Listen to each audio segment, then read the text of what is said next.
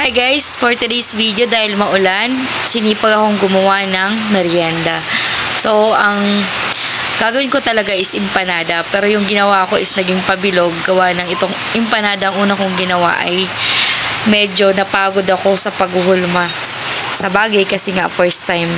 Pero yun, yung ibang natira ay ginawa ko na lang pabilog, tsaka ko pinalaman yung yung mga palaman niya. Kaya naging ganyan ang itsura. So, anyways, basta't may makakain, diba? Yun ang mahalaga.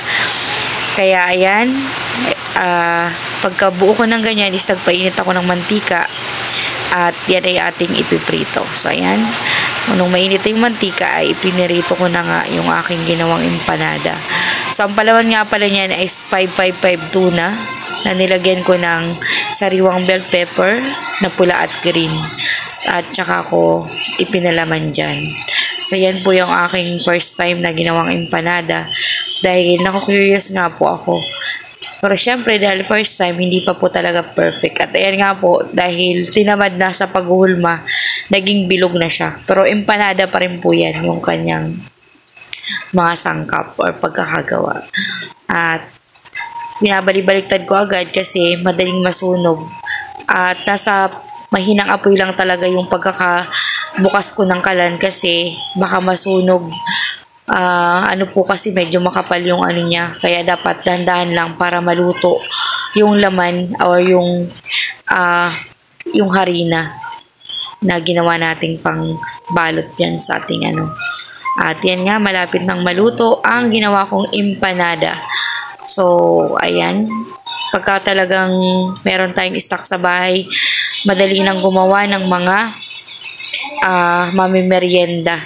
So, ako mahilig po talaga akong magluto-luto ng kahit anong. Mahilig ako mag-experiment.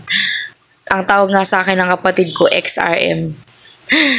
Siya kasi HRM. Ako naman XRM. Dahil hindi nakapagtapos. Kaya ayan, ang atin niya, XRM na lang inabot. So, ayan ang aking finished product dun sa aking naisipang paggawa ng empanada. At pwede na tong pang merienda guys, kaysa bibili pa sa labas. Pag may harina tayo, gawa-gawa tayo ng kahit anong merienda, pwede na to.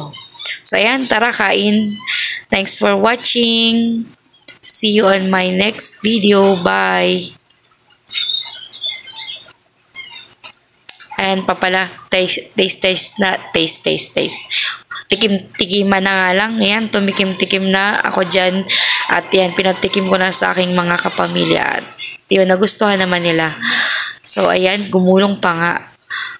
Kasi ang init po talaga niyan. At ayan, ang aking finished product sa aking ginawang merienda. See you on my video. Bye!